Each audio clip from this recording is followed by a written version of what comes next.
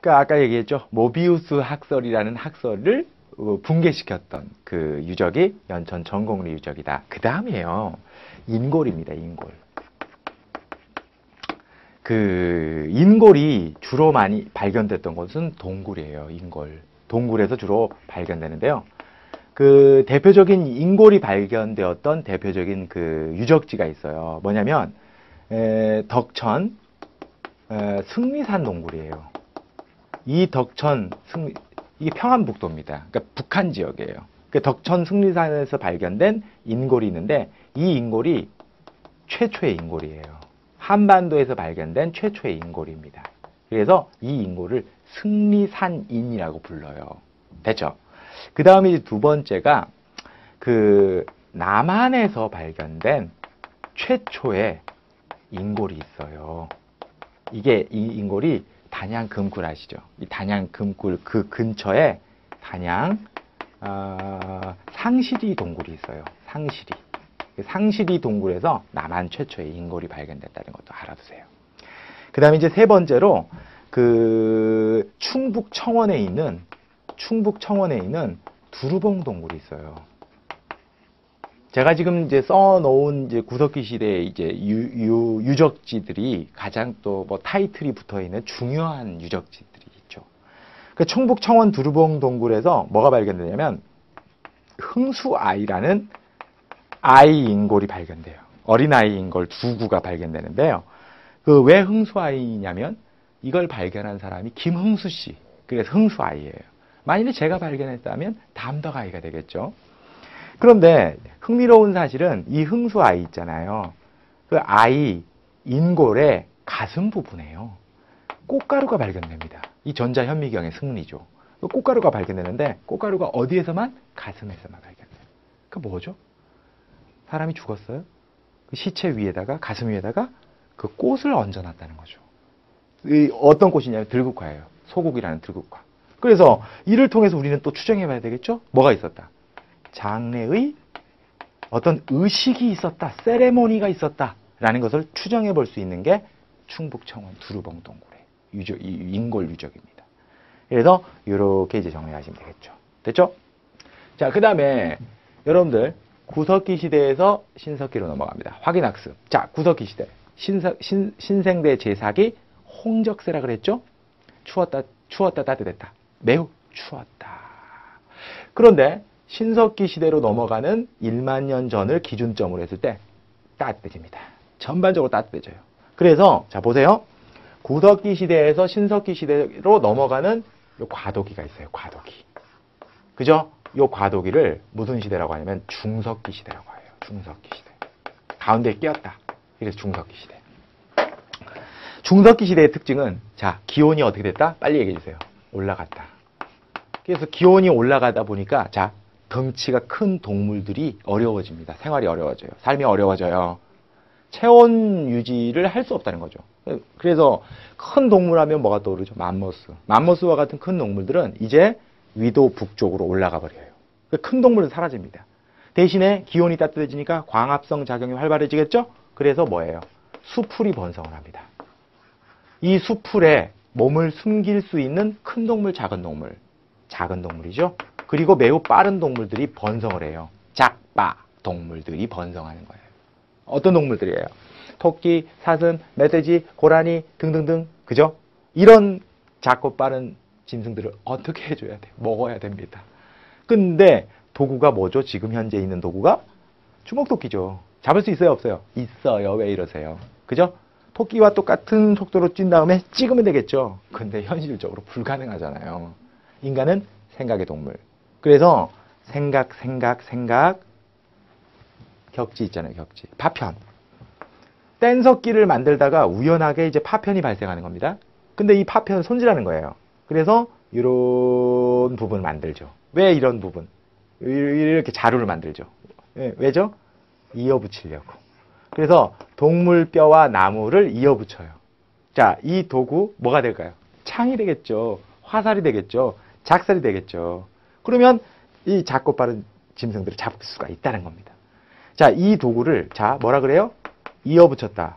이음도구 혹은 복합도구라고 불러요. 대표적인 이음 도구가 뭐냐? 여러분들 손잡이로 이어 붙이는 이 부분을 우리 한글로 뭐라고 부르는지 아세요? 순배라고 불러요. 뭐라고요? 순배. 그래서 이걸 무슨 찌르개? 순배 찌르개라고 불러요. 자, 요게 중석기 시대에 있었던 일들입니다. 되셨죠? 그래서 요렇게 이제 끝나고 이제 신석기 시대로 넘어갑니다. 자, 신석기 시대에서 가장 중요한 경제적인 변화는 뭐다? 바로 뭐가 시작된다? 농경이 시작된다는 거예요. 농경뿐만 아니라 목축도 시작됩니다. 그래서 목축과 농경이 시작되는데 여기서 중요한 표현은 시작이라는 거죠. 시작. 아직 본격화가 된 건 아닙니다. 그래서 그 목축과 농경이 시작되었다. 자, 인류 경제에 있어서 중요한 획기적인 변화예요. 왜죠? 인간이 무엇인가를 생산했다. 그래서 생산해서 먹었다. 그래서 무슨 경제? 생산 경제죠. 그래서 이 자연 경제에서 생산 경제로의 이러한 변화를 급격한 변화, 혁명이라고 불러요. 그래서 무슨 혁명? 신석기 혁명이라고 부르는 거죠. 이걸 여기다 쓸까요? 신석기 혁명이라고 부른다는 거죠. 중요한 경제적인 변화가 발생한 거예요. 그러면 이 신석기 시대에 이제 살펴보셔야 될 게 첫 번째 도구입니다. 이제 농사가 시작되니까 농기구 만들어야 될 거 아니에요. 근데 그 농기구는 정교해야 되죠. 그래서 어떻게 해요? 뗀석기로 농기구로 적합하지 않죠. 인간은 생각의 동물.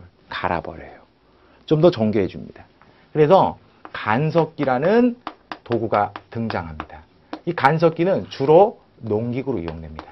그래서 대표적인 간석기 쓰지는 않을 거예요. 돌괭이, 돌삽, 농경, 굴지구.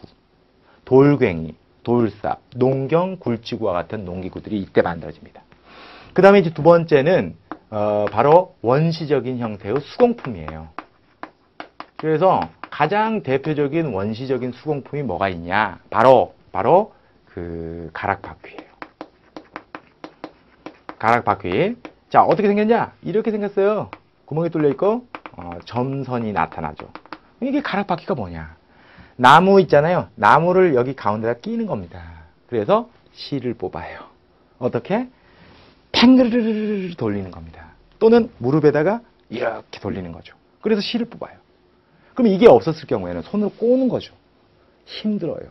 그리고 실이 강하지 않죠. 근데 도구를 이용해서 이걸로 꽈버리니까 단단해진다는 겁니다. 뭐가? 실이. 그래서 가락바퀴가 있었고요. 또 뼈바늘이 있다는 거죠. 그래서 가락바퀴와 뼈바늘을 통해서 우리가 추정해 볼 수 있는 사실은 뭐다? 뭐를 제작했다? 그렇죠. 의복을 제작했다. 그 다음에 하나 더 있죠. 그물을 제작했구나. 그죠? 이렇게 이제 파악해 볼 수 있는 거고요. 그 다음에 이제 마지막으로 여러분 농경이 시작되니까 뭐예요? 수확물을 담아야 되겠죠. 용기가 등장합니다. 흙으로 구워 만든 용기. 토기죠. 토기. 이 토기가 처음 만들어지기 시작한다는 겁니다. 그래서 그 신석기 시대에 만들어졌던 이제 토기들에는 어떤 토기가 있냐면 이 토기 제작 수법에 따라서 자, 전기, 중기, 후기로 또 나눠볼 수 있어요. 그래서 전기, 중기, 후기로 나눠볼 수 있는데 자, 전기에 만들어졌던 토기는요. 어떤 토기냐면 주로 자, 이렇게 생겼어요. 자, 밑이 좀 납작해요. 밑이 좀 납작합니다. 납작 밑토기라고 불러요. 그 다음에 중기에서는 자, 무슨 자형? V자형. 그 다음에 후기에는 자, 밑이 U자형으로 좀 평평해집니다. 좀 차이가 좀 느껴지시죠? U자형 토기라고 불러요. 그래서 이러한 흐름으로 이제 바뀌는데 첫 번째 전기 시기의 대표적인 이제 그 토기에는 뭐가 있냐면 이른 민무늬 토기가 있어요. 이른 민무늬 토기. 자, 민자무늬죠. 그 다음에 두 번째가 덧무늬 토기가 있어요. 덧무늬 토기. 그죠? 여러분들 그 초등학교 때 우리가 그 찰흙으로 막 이렇게 밀으면 가래떡 나오잖아요. 가래떡. 그걸 토기 표면에다 붙이는 겁니다. 이 덧무늬예요. 자, 그 다음에 이제 세 번째가 뭐냐면 눌러찍기 문토기가 있어요. 눌러찍기 문토기. 그래서 어떻게 부를까요? 여러한 그 도구를 이용해서 눌러 찍는 거예요. 이렇게. 이게 눌러지기면 토기. 압인문 토기.